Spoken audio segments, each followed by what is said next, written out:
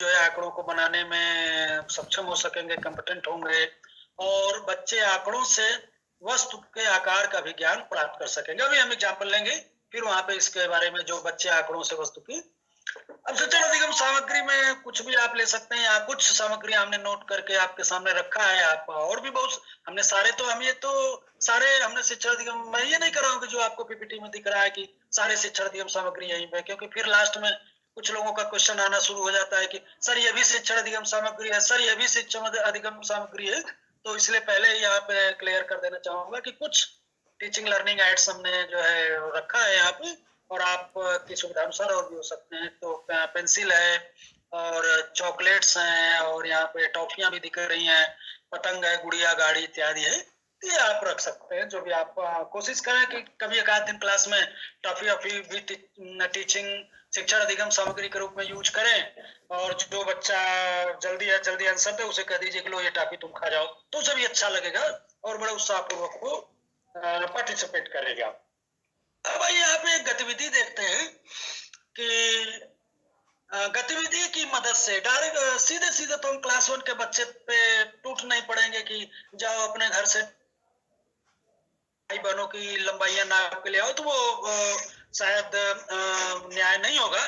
बिल्कुल धीरे धीरे स्टार्टिंग से सरल से कठिन की ओर हम ले जाएंगे। कि क्या गतिविधि है कि जैसे अध्यापक कक्षा के सभी छात्रों को अपनी अपनी पेन व पेंसिल को हाथ में पकड़ने को कहें।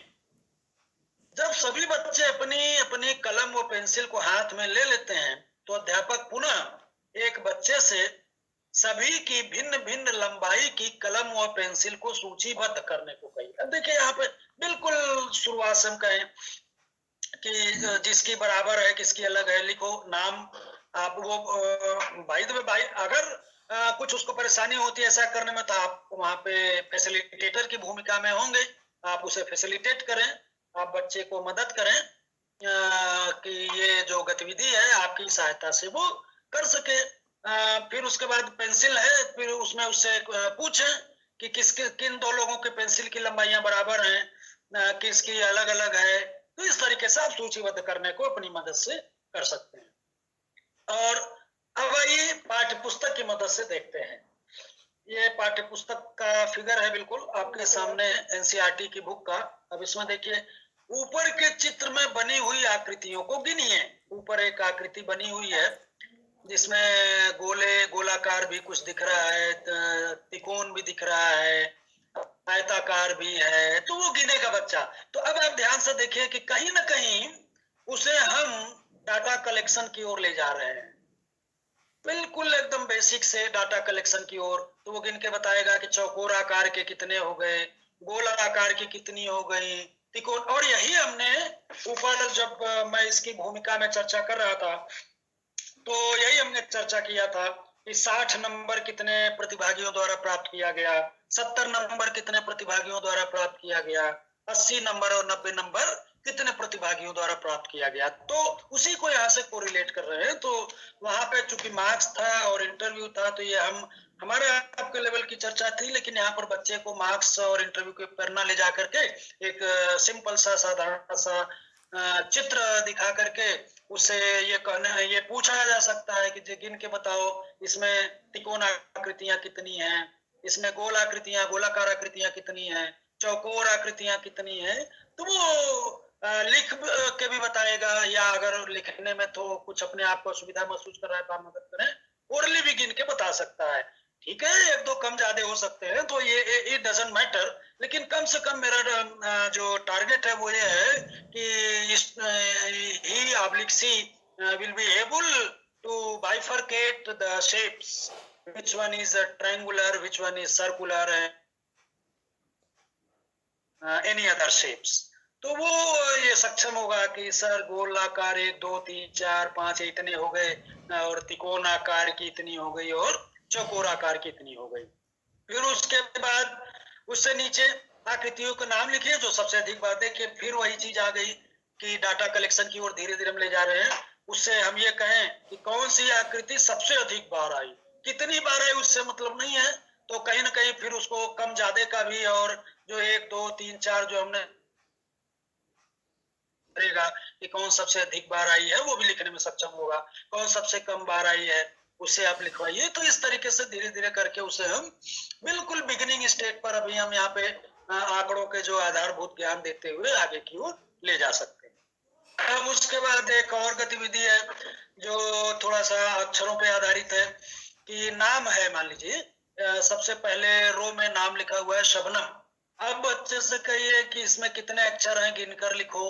फिर उसके बाद दूसरा जो तो 1 2 3 4 लिखता है तो 4 लिखेगा अगले जो बॉक्स बना हुआ है उसके सामने। फिर जोसफ है, इस तरीके से यशपाल है, उदय है, सुहासिनी है, कितने अक्षर हैं वो लिखेगा।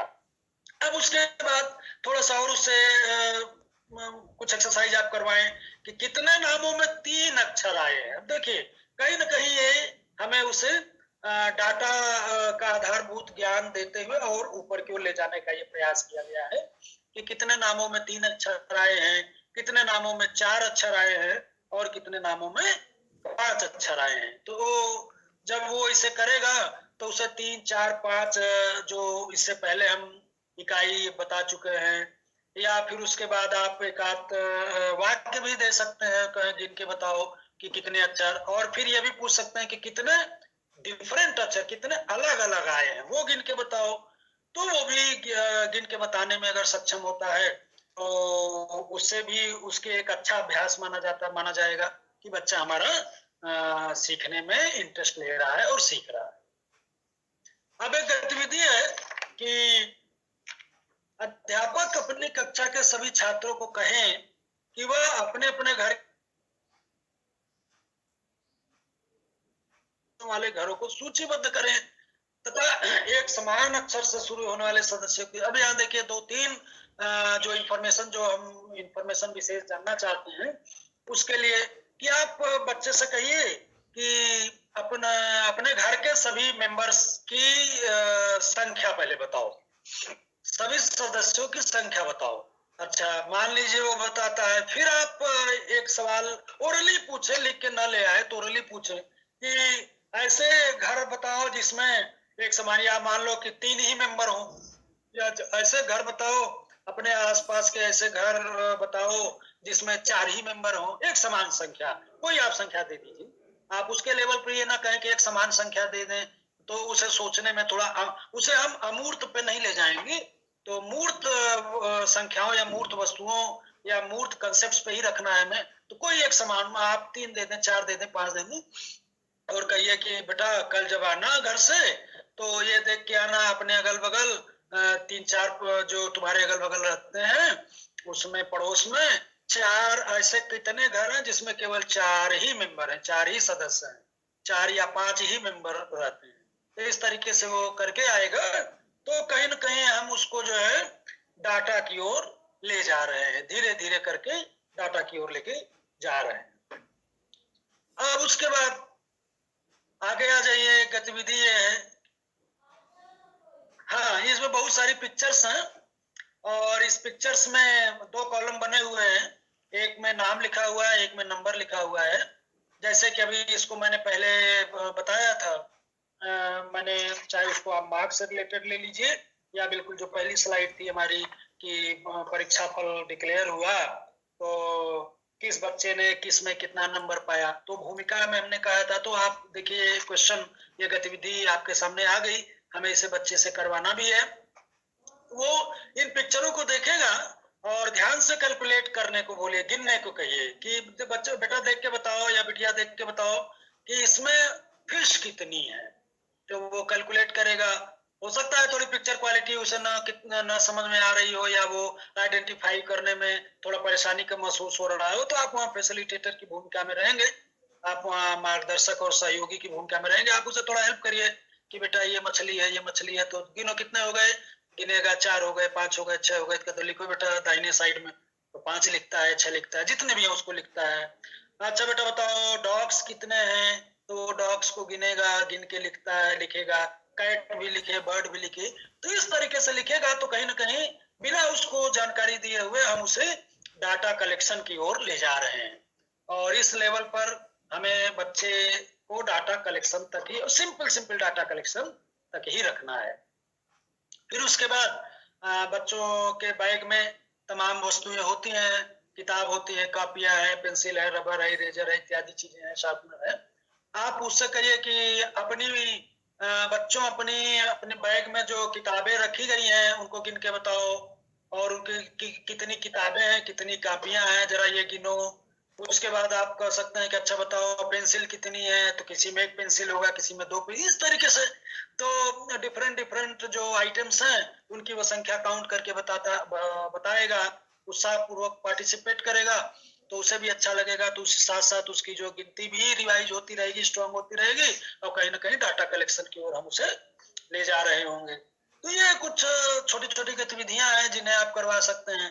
फिर ये आगे जो आपको गतिविधि दिख रही है, ये गतिविधि है कि हाँ, यहाँ जो पालतू जानवर हैं, अध्यापक बच्चों से उनके यहाँ जो पाले जा रहे हैं पालतू जानवरों के बारे में पूछे, तथा सभी बच्चों से उनके पसंदीदा जानवरों की सूची तैयार करवाएं कि कौन कौन से तुम्हें जानवर अच्छे लगते हैं, उन बताओ बेटा। या ये तैयार करवा सकते हैं कि कौन दूध देने वाले जानवर हैं, कौन दूध देने वाले नहीं हैं, कौन पक्षी हैं। इस तरीके से आप डिफरेंट सूचना, जो भी सूचना आप उनसे लेना चाहते हैं, क्योंकि डाटा का जो शुरू में हमने परिभाषा दिया वो यही है कि आपको संख्याओं के वे संग्रह जो कुछ सूचनाएं देने के लिए एकत्रित किए, यानी जिस तरीके की सूचना आपको उनसे प्राप्त करवानी है उसी सूचना को ध्यान में रखते हुए आप उनसे डाटा कलेक्शन के लिए उनसे एक्टिविटीज करवा सकते हैं। तो बच्चों से ये पूछें कि तुम्हारे घर में पालतू जानवर हैं, तो पालतू जानवरों में कौन तुम्हारे पसंदीदा है, उनके जानवरों की सूची तैयार करवा लीजिए। या बच्चों के परिवेश में पाए जाने वाले इसी तरह के और भी क्रियाकलाप जो भी आपको उचित लगे, जो भी आपको अच्छा लगे, वो आप बच्चों के माध्यम से करवा सकते हैं। तो ये कुछ गतिविधियां रही जिन्हें आप बच्चों से करवा सकते हैं, और वो भी गतिविधियां आप अपने स्तर पर बता सकते हैं। तो अब कोई जरूरी नहीं है कि ये सारी गतिविधियां जो हमने बताई यही आप करवाएं, आप अपने स्तर पर भी गतिविधियां जो है करवा सकते हैं। इसमें चूंकि मैंने बार बार कहा है कि एक टीचर के लिए काफी स्पेस होता है, और एक टीचर को ये नहीं कहा जा सकता कि आप यही गतिविधियां ही करवाएंगे। उसको इतना स्पेस देना बिल्कुल जस्टिफाइड है, और जरूरी भी है, आवश्यक भी है कि वो बहुत सारे गतिविधियों को अपने स्तर पर बना सकने में सक्षम हो। तो ये इसे हमने कुछ सिंपल गतिविधियों के माध्यम से बिल्कुल एकदम क्लास 1 के लेवल के बच्चों के लिए आंकड़ों को बताने की, आपसे आंकड़ों का आधारभूत ज्ञान देने के लिए हमने आपसे चर्चा किया, और बस गतिविधि आधारित विभिन्न वस्तुओं को, डिफरेंट वस्तुओं को बाइफरकेट कर सके, इसी को क्लास 1 के लेवल तक हमें करना है। इसमें और भी तमाम गतिविधियां आपके अपने स्तर द्वारा बताई जा सकती हैं। अब आप इतना ही हमें आज डिस्कस करना था। अब आगे बढ़ते हैं क्वेश्चन आंसर सेशन की तरफ। कुछ टेक्निकल इशू होने के कारण हमें अपने दूसरे सिस्टम में क्वेश्चन नहीं दिख रहा है। अभी तक हमने पैरेलली क्वेश्चन आंसर को अपने सेशन के साथ ही रखा था, तो हम 2 मिनट के लिए अपना थोड़ा सा सेशन रोक के और क्वेश्चन आपके देख लेते हैं कि आपकी क्वेरीज क्या है। देख के ओके, 1 मिनट।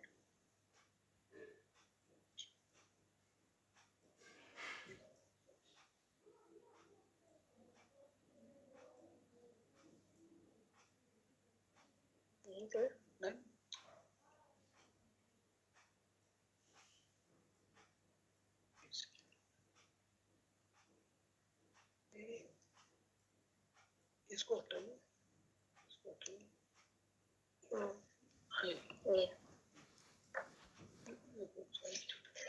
असाइनमेंट नोट कर ले। हम क्वेश्चन देख रहे हैं आपकी क्वेरीज क्या आई हैं। असाइनमेंट के बाद हम आपकी जो क्वेरीज है उसको सॉल्व करेंगे।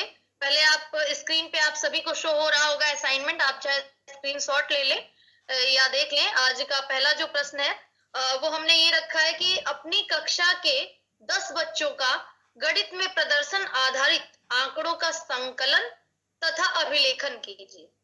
अभी सर ने आप अपने सेशन में डिस्कस किया है कि आंकड़ों का संकलन कैसे करेंगे, उसका अभिलेखन कैसे करेंगे। तो जिस तरह उन्होंने गतिविधि के माध्यम से आपको बताया है, वैसे ही आप अपनी कक्षा के 10 बच्चों का गणित में प्रदर्शन जो भी है उसके आंकड़ों का संकलन और अभिलेखन करिए। और दूसरा प्रश्न हमने रखा है कि आंकड़ों के संकलन की उपयोगिता पर एक संक्षिप्त टिप्पणी लिखिए। तो इसमें आप आंकड़े आपके लिए क्या उपयोगिता रखते हैं? अगर आप आंकड़ों का संकलन करते हैं या उसकी सूची बनाते हैं तो उससे आपको क्या बेनिफिट्स हैं? अगर नहीं बनाते हैं तो उससे आपको क्या परेशानी हो सकती है?